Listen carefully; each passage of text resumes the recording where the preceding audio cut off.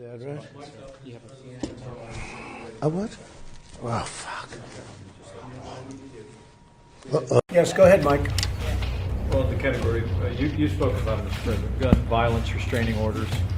They're called, California actually has a version of this. And I think in your meeting with governors earlier this week, individually and as a group, we spoke about the states taking steps. But the focus is to literally give families and give local law enforcement additional tools if an individual is reported to be a potential danger to themselves or others. Allow due process, so no one's rights are trampled, but the ability to go to court, obtain an order, and then collect not only the firearms, but any weapon in the possession Or of that Mike, individual. take the firearms first and then go to court, because that's another system, because a lot of times by the time you go to court, it takes so long to go to court to get the due process procedures. I like taking the guns early. I like taking the guns early. I like taking the guns early. I like taking the guns early. I like taking the guns early. I like taking the guns early. Like in this crazy man's case that just took place in Florida. He had a lot of firearms. They saw everything. To go to court would have taken a long time. So you could do exactly what you're saying, but take the guns first, go through due process second.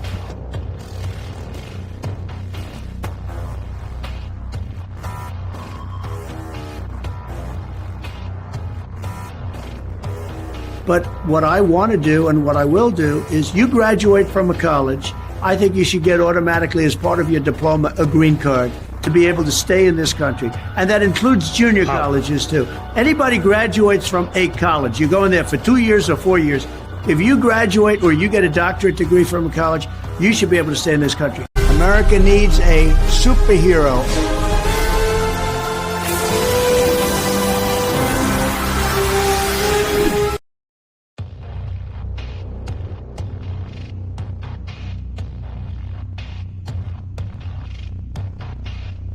Minority in this room. It's really interesting.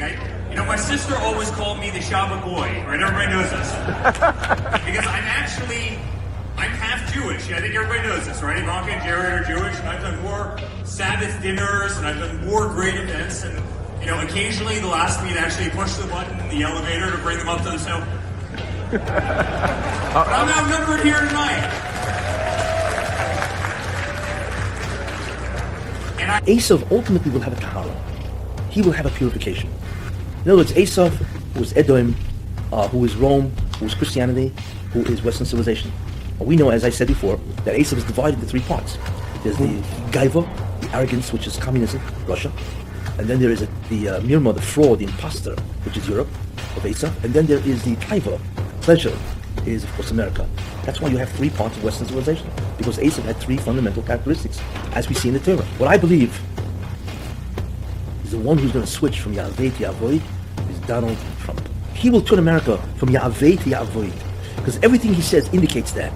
He's going to really be a tremendous president of the United States. Tremendous. He's going to stand up to all the nations of the world. He's going to side with Israel when he realizes that they cannot make peace with Israel, as I've said before, because it's theologically impossible. And that's why I believe, remember I said that the Gematria of Donald Trump is Gematria Mashiach ben David? You know what that means? Do you know what that means? That his name is a Gematria? Of course, that doesn't mean he's Mashiach ben David. Let's forget that. Right? That's out. You don't realize something. Somebody who will turn a nation completely diametrically opposite is a Messiah. For them, yes. He, I believe, is the Mashiach of Edom. Isn't that interesting? Because think about it. What does the Mashiach do? Right? He turns a nation, basically that's going awry. I mean, it's collapsing with the evil and the immorality. He turns it around. That's a Messiah. The Mashiach is nothing more than an anointed one, right? That completely reverses the order of something. Trump, I believe, is the Messiah of Edom, of Esav. And therefore, he will take them from Yahweh to Yavoid. From someone who afflicts Israel to someone who will assist them. And believe me, he's going to be fabulous with the Jewish people. Like I said, he knows them. Real estate, that's why he's in real estate, I said, because there's so many Jews in real estate. All the ideas, and Ivanka and his brother-in-law, not brother-in-law, and his son-in-law and his chief legal counsel and so on and so forth. He's got a lot of Jews working for him, and he likes them, you see. Therefore, that's who he is. He's a Mashiach of Edom, because he's going to turn Edom around from Yahweh to Yahweh. He's going to purify Edom. So you did not object TP1? 5PP14 developed by my people, the Israelis at MIT with HIV in it, right? No. But that's exactly what it is. This is a genocide by the Israelis. They're getting rid of all you Americans. You're all part of the land of Edom. They consider Donald Trump their Mashiach. I don't know if you know this. Do you know that they gave Donald Trump the silver crown of the Torah recently, which is to be put on the head of the Messiah? You know this? Who's that? 163 Orthodox rabbis. Oh, wow. Came together at Trump's golf course and handed him the silver crown. Do you know any of that? I want you to read it. Okay, good. Please, you go ahead. We love you, Mr. President. Thank you very much. Please read it. Okay. Give thanks. Give thanks to Hashem, for his work is good, his kindness endures forever.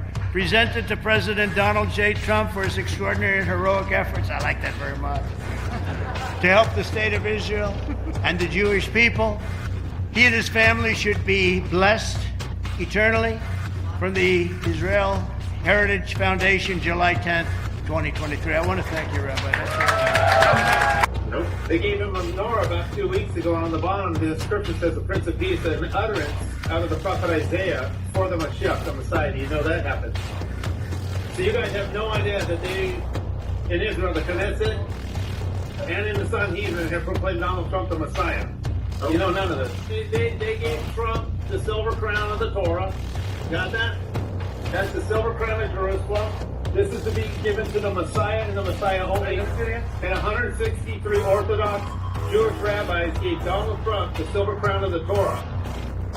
I worked 4 years on Trump's campaign team. These guys are, this is the inscription, which you can't read, but you can read it here. They're calling him the Prince of Peace. This is an utterance out of the prophet Isaiah. Donald Trump is considered the Mashiach of Israel, the Messiah, according to these rabbis who run your country. The whole COVID agenda was done by Zionist Jews, and they want all you people dead here in the land of Edom. They consider Donald Trump the head of Edom. They're going to kill you people off with this injection. You're considered Amalek, and they want all you people dead. My Instagram is Trump_played_you. Trump played you. My son's dying from this shot that Donald Trump brought up through a military operation, Warp Speed, March 27, 2020. Approved by the DOD. Warn your fellow Americans. This whole thing, by this COVID agenda, is all dual citizenship Zionist Jews. I used to be a hardcore Zionist. They want all you people dead, and Trump is their Messiah. Make no mistake of it. He will return. Can I see the back of your shirt? All right. Go Trump! Go Trump! Yeah, Trump's gonna kill all you people.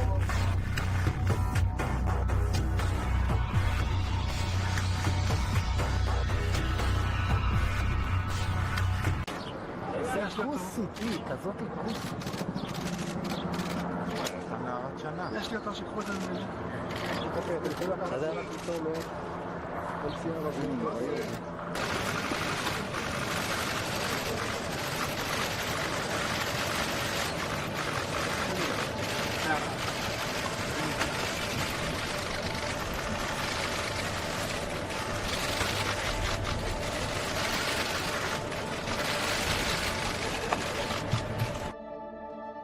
That is why we are here today, to remember and to bear witness, to make sure that humanity never, ever forgets. The Nazis massacred 6 million Jews. Yet even today, there are those who want to forget the past. Worse still, there are even those filled with such hate, total hate, that they want to erase the Holocaust from history. Those who deny the Holocaust are an accomplice to this horrible evil and will never be silent. We just won't. We will never, ever be silent in the face of evil again. So again, you're not going to support me, even though you know I'm the best thing that could ever happen to Israel, and I'll be that. And I know why you're not going to support me. And you know you're not going to support me because I don't want your money. Isn't it crazy? No, it's true. Therefore, I have determined that it is time to officially recognize Jerusalem as the capital of Israel? Well, I'll tell you, Mr. President, in the more observant ends of the Jewish world, I have a lot of people come up to me who used to be Democrats, and they said, you know, I voted for Trump this time. And I'll tell you something else. I was in Israel right before the pandemic, and as I was walking down the street, when people knew I was American, they would say to me, make sure you keep Trump. And one more quick story, and then I got some more questions for you, is that the yarmulkes on your head, they're selling Trump ones everywhere in Israel before the election. Just as I got some. I got a few in my house. And I actually said to one of the vendors, I said, excuse me, this was just as a joke. I said, do you guys sell the Biden ones also? And they just laughed. They just laughed, and they thought it was hysterical because they said, no, we don't want that guy in office.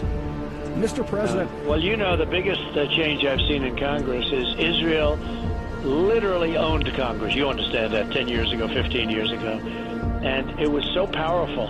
It was so powerful. And today it's almost the opposite. You have between AOC and Omar and these people that hate Israel. They hate it with a passion. They're controlling Congress, and Israel is not a force in Congress anymore.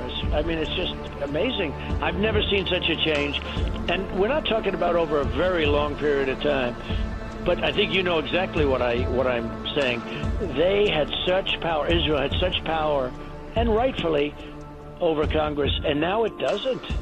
It's incredible, actually. Israel is a very, very important ally of the United States, and we are going to protect them 100%.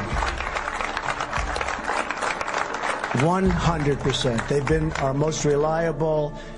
It's our true friend over there, and we're going to protect Israel 100%. And we're going to protect Israel 100%. As to number one, we're with you. Okay, one more. We got to ask one more, because that was a tough question on Israel. That was nasty. Whoa, because that was a tough question on Israel. That was nasty. Whoa, whoa, whoa. Are we all for Israel, right? Yeah. Okay, go ahead. Thank you. You have to treat your friends with dignity, and you have to be loyal to those friends. Because the friends aren't there for Israel like they used to be. There's a group that's very much opposed to Israel and friendly to Jewish people. And you just can't let that happen. So when you have an ally, and I believe I'm the best ally you ever have.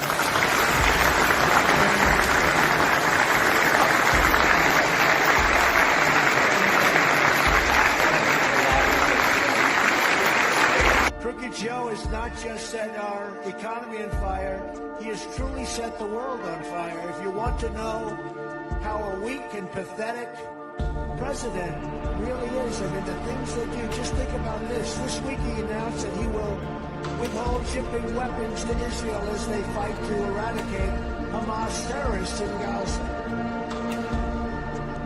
No, it's shocking to hear it. Even while there are still American hostages being held by Hamas, and they're saying, October 7th never happened. You know, they say that. And Biden is falling for it. Crooked Joe's action is one of the worst betrayals of an American ally in the history of our country. I support Israel's right to win its war on terror. Is that okay? I don't know if that's good or bad politically. I don't care. You got to do what's right. It was a terrible attack. October 7th was a terrible attack. I don't know. It's probably bad politically, but I don't care. You have to do the right thing. There would have been no war in Gaza with me in the White House. There would not have even been a chance. You know, Iran. So, number one, they have to finish the job. Israel has to finish that job. They have to finish it quickly, strongly, and they have to get back to life again, because it's taking too long. They have to finish the job. Saying go in, win, and finish. Gotta win. The attack on October 7th, and it's getting more and more demeaned. They're demeaning it. I have people now telling me they don't think the attack ever happened. And take a look. You watch the news reports. I have the where 50 people minutes that are of video. protesting. Sure, I know you do, and so do I. But here's the thing. You watch these people on television, and then there's just like you have Holocaust deniers also. They say the Holocaust never took. It's the exact same people. They're saying it never happened. AOC +3. You know, Israel was the most powerful lobby in the country 15 years ago.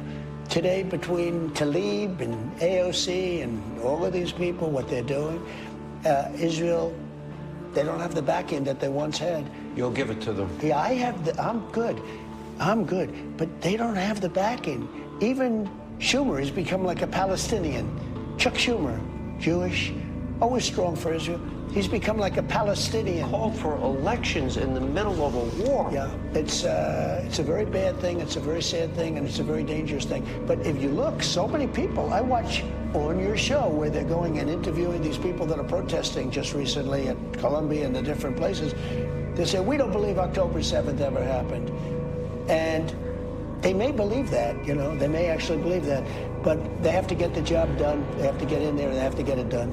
This is a different problem with Israel. We have to save Israel. We don't have to talk about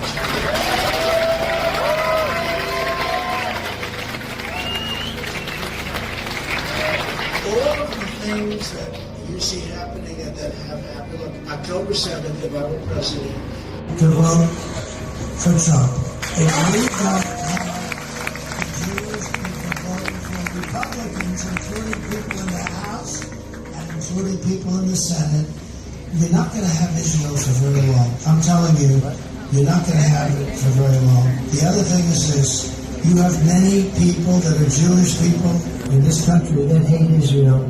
Somebody's got to teach these people that Israel is a good thing, not a bad thing.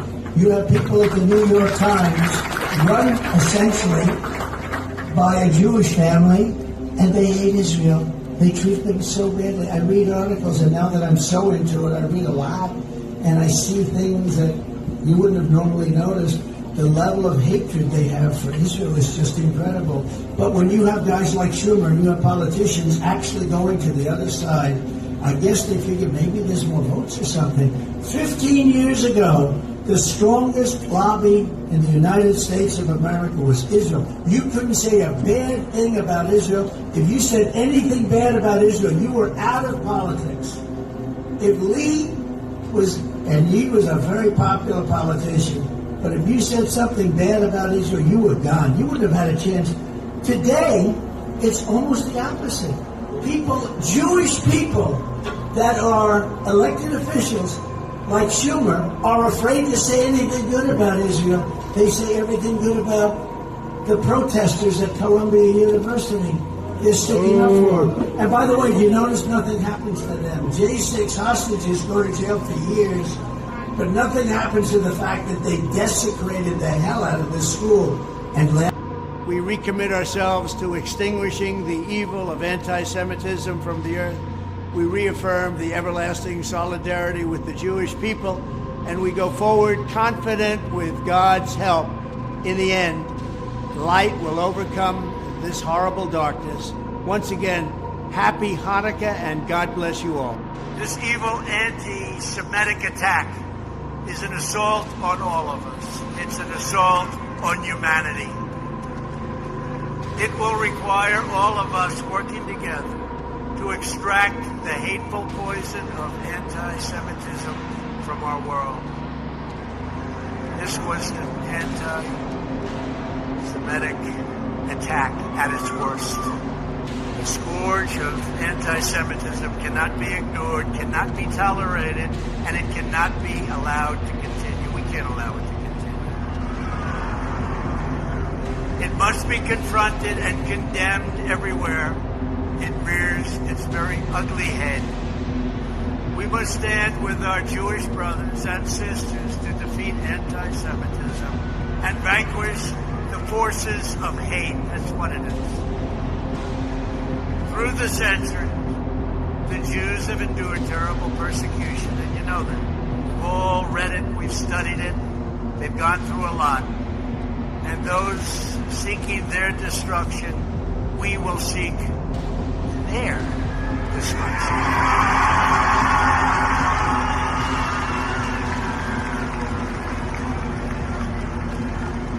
And when you have crimes like this, whether it's this one or another one or another group, we have to bring back the death penalty. They have to pay the ultimate price. They have to pay the ultimate price. They can't do this. They can't do this to our country. We must draw a line in the sand and say very strongly, never again.